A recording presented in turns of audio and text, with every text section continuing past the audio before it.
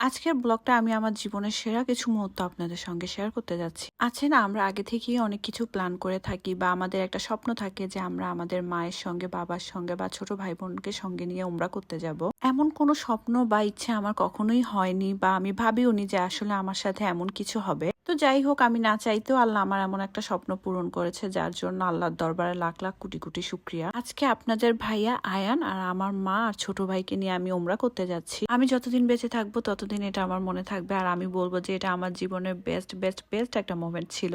এই ব্লগটাতে আমি আপনাদের সঙ্গে মদিনার কিছু মোমেন্ট শেয়ার করব, আর বাকি মক্কাটা আমি একটু আলাদা করতে চাচ্ছিলাম, না হলে ব্লগটা অনেক বেশি বড় হয়ে যাবে। মদিনা যেতে যেতে আমাদের প্রায় 17 থেকে 18 ঘন্টা লেগেছিল। আলহামদুলিল্লাহ, আমরা এখন কুবা মসজিদে পৌঁছে গিয়েছি। এখানে 2 রাকাত নামাজ পড়ে আমরা আবার আমাদের হোটেলের উদ্দেশ্যে রওনা দিব। মসজিদটা দেখে আমার এত বেশি শান্তি লাগছিল, এত ভালো লাগছিল, আসলে এগুলো ভাষায় প্রকাশ করার মতো না। মনে হবে যেন দুনিয়াতে আমরা যা কিছু করছি, যা কিছু ঘটছে, সবকিছুই ক্ষণিকে। আমি যখন সৌদি আরব যাব তার 2 দিন আগেও আমি জানতাম না যে আসলে আমি সৌদি আরব যাচ্ছি। আমার আম্মু আর আমি এখন কুবা মসজিদের ভিতরে প্রবেশ করছি। এখানে মামে মিলে 2 রাকাত নফল নামাজ পড়বো।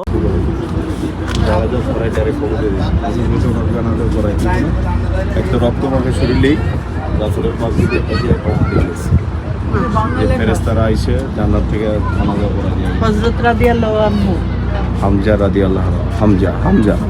তারপর এখানে আপনাদের ভাইয়া আমাকে বুঝিয়ে বলছিল আসলে কোথায় কি ঘটনা ঘটেছে। তো আমার না সবগুলা জায়গায় গিয়ে আমার চোখে একদম পানি টলমল করছিল। এখানে গিয়ে প্রত্যেকটা মুহূর্তে, প্রত্যেকটা মোমেন্টে আমার প্রত্যেকটা স্টোরি শুনে মনে হচ্ছিল যে আসলে আমরা এই দুনিয়ায় কিসের পিছনে দৌড়াচ্ছি। তারপর আমরা আমাদের হোটেলে গিয়ে কিছুক্ষণ রেস্ট করে ফ্রেশ হয়ে আমরা আবার এখানে চলে এসেছি নামাজ পড়তে। এটা কোন ওয়াক্তের নামাজ ছিল আমার সঠিক মনে নেই, যেহেতু অনেক দিন হয়ে গেছে আর এই ভিডিওগুলো আমার ফোনেও করা ছিল, তাই এখন আপনাদের সঙ্গে শেয়ার করছি। এই সম্পূর্ণ ব্লগটাতে আপনারা যতটুকু দেখতে পাচ্ছেন আয়ানকে ওর বাবার কোলেই দেখতে পাচ্ছেন, কারণ হচ্ছে ওর খুব জ্বর ছিল 103 ডিগ্রি 4 ডিগ্রি। এই যে এখন আবার আমার কোলে দেখতে পাচ্ছেন। তো আমি আর আমার আম্মু চলে যাচ্ছি নামাজ পড়তে, আর আপনাদের ভাই আর আমার ছোট ভাই ওরা চলে গেছে ওদের স্থানে।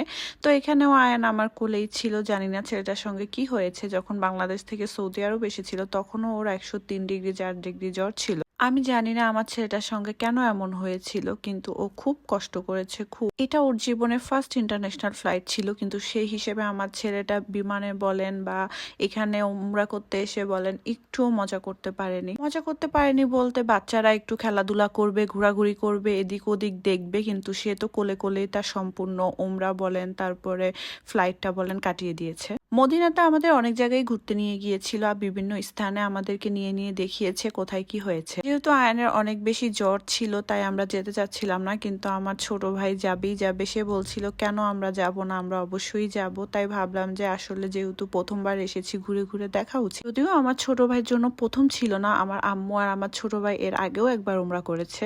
আমার আম্মু না আমার কাছে প্রায় সময় গল্প করে যে এখন উমরা করতে যে সুযোগ সুবিধা দেওয়া হয়েছে, এরকম সুযোগ সুবিধা যদি আগে থাকতো তাহলে আমার নানু নানা দুইজনই উমরা বা বড় হজ করতে পারতো। আমার দাদু দাদা দুজনই বড় হজ করেছে, কিন্তু আমার নানু নানা একজনও হজ করতে পারেনি। সেই ঘটনাটা একটু পরে বলছি, এর আগে বলিনি। এখানে আমরা এসেছিলাম কোরআন শরীফ কিভাবে নাজিল হয়েছে বা কোরআন শরীফ কিভাবে কি করেছে ওটা আমাদেরকে বুঝাবে বা দেখাবে এসেছিলাম তো ঠিকই, কিন্তু বিশ্বাস করেন এত বেশি ভিড় ছিল, এত এত মানুষ ছিল যে আমরা আর সিরিয়ালে দাঁড়াতে পারিনি। কিন্তু যারা যারা সিরিয়ালে দাঁড়িয়েছে তাদের সবাইকে একটা করে কোরআন শরীফ দিয়েছে। এটা হলো আরেকটা ঐতিহাসিক স্থান। তো এভাবে আমাদেরকে সব জায়গাগুলো ঘুরিয়ে ঘুরিয়ে দেখিয়েছে। তো যেটা বলছিলাম আর কি, আমার নানু নানা কেউই হজ করতে পারেনি। আমার নানা তো তার রিটায়ার্ডের টাকাও জমা দিয়ে দিয়েছিল বড় হজ করার জন্য, কিন্তু তার আগে সে ইন্তেকাল করেছে। পরে অবশ্য ওনারা টাকা ফেরত দিয়ে দিয়েছিল, আর আমার নানুকেও করাবে করাবে বলছিল, কিন্তু এর আগে সে বিছানা পড়ে যায়, সেও মারা যায়। আসলে ওমরা বলেন আর বড় হজ বলেন, এটা টাকা থাকলেই হয় না, এটা আপনার ভাগ্যেও থাকতে হবে। হয়তো তাদের দুজনের কারোই ভাগ্যে ছিল না, যার কারণে তারা কেউই ওমরা বা বড় হজ কোনোটাই করতে পারেনি। আজকে এখানে যতটুকু পেরেছি আমি মদিনার ব্লগটা শেয়ার করেছি, তো বাকিটা আমি একটু একটু করে শেয়ার করব। তো আজকে এই পর্যন্তই শেষ করছি। আপনাদের কেমন লেগেছে অবশ্যই কমেন্টস করে জানাবেন। ভালো থাকবেন, সুস্থ থাকবেন, আল্লাহ।